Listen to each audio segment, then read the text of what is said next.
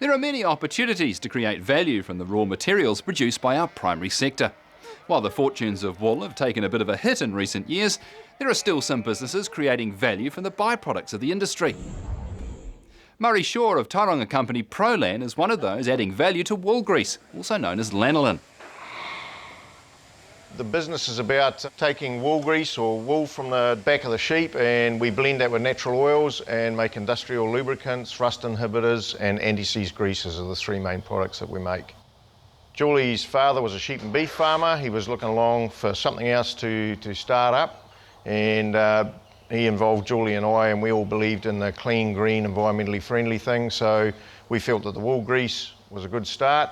I'm an engineer background myself, and I could see the advantages on these clean, green products. In this day and age, a lot of the heavy industry type greases and anti-seizers, they're all carcinogenic and quite hard on the body as much as the environment. So we're trying to just work our way around that and make it a bit more friendlier. We sell to agricultural industry, we sell it to farmers for quad bikes and equipment around the farm. We also sell it to marine dealers for boats, trailers, guys with quad bikes on beaches, and then we also sell it into the engineering sector as a grease anti-seize, a natural one. It's particularly good on stainless steel products as well. The good thing about it is we're selling into different market sectors, and you get to meet all sorts of different types of people and businesses. I find that quite exciting as well, seeing what other people are doing out there and how we can help them solve their problems.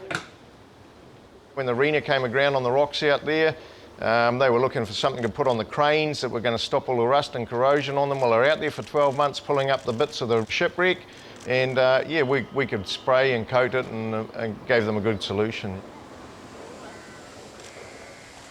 When they shear the sheep, they take the wool off, and then they go and clean it at the wool scours, and they take the grease out of it before they put it into yarns. Generally, that grease is refined even further and put into all your soaps and cosmetics and hand creams. We take more of an industrial grade of that. If you think of a shearer, every time he's shearing, his hands and knees and everything get nice and soft, that's the lanolin doing that. The scouring process is mainly a hot wash with a few chemicals in it to make the lanolin free off the wool, and then it's centrifuged and washed, and we basically get this grease that comes in the drums here.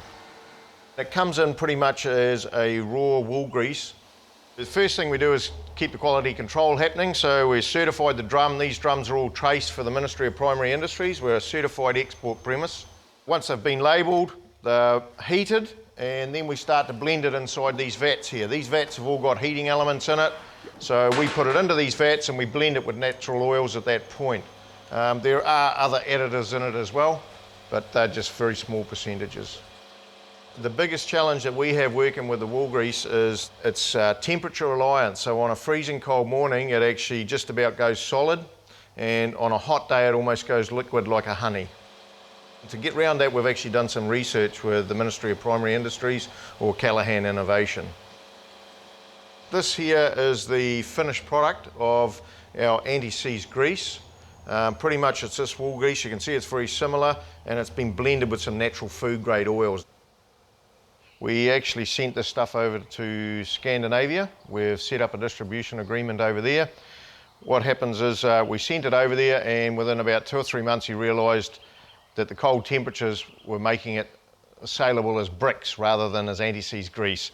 So we ended up bringing all the product back, and we did some research with Ag Research, Locust Research, Callaghan Innovation for the funding, and we developed a softer grease that would withstand cooler temperatures.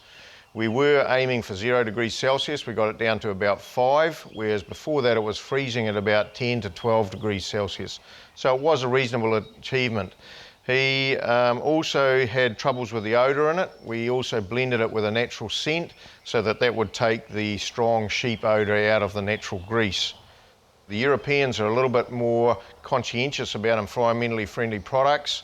I think they're ahead of New Zealand in some respects, and so they like these very natural, easy to use, friendly products. Generally a farm bike running around in the dairy industry with all the muck and everything going around these wishbones and that, they'll rust out within 5 years, some of them, if they haven't had any cleaning. They can use this product here, the lanolin, and all they need to do is just spray it on, leave it there for 9 to 12 months before they give it another coat. The cow muck will go around the outside, but in the meantime it won't be rusting underneath. They can water blast their bike and it still won't take the product off. That's how well it sticks. So instead of having this, they'll actually have a nice clean frame. Very good for around the back of your boat trailers. These days a modern boat trailer, the trailers rust out within 3 to 5 years, some of them, depending on the grade of steel they're putting in. One coat and you can double the life if you coated it every year. We've got a local commercial dealer down here at Hawkins Marine. He does a lot of the work on the cray boats and stuff like that. He's put it all through their jet units, on all the pins and the bushes, around the electrical connections. Yeah, and it can also stop the oxidation and corrosion that you get inside the hull. In Scandinavia, that's been operating for about 4 or 5 years now, and it's looking like that market could potentially double in the next 12 months to 2 years. And we've also just set up a market that's going to head into China. We've sent the initial sample shipment across 2 months ago, and that's looking like a pretty exciting opportunity as well.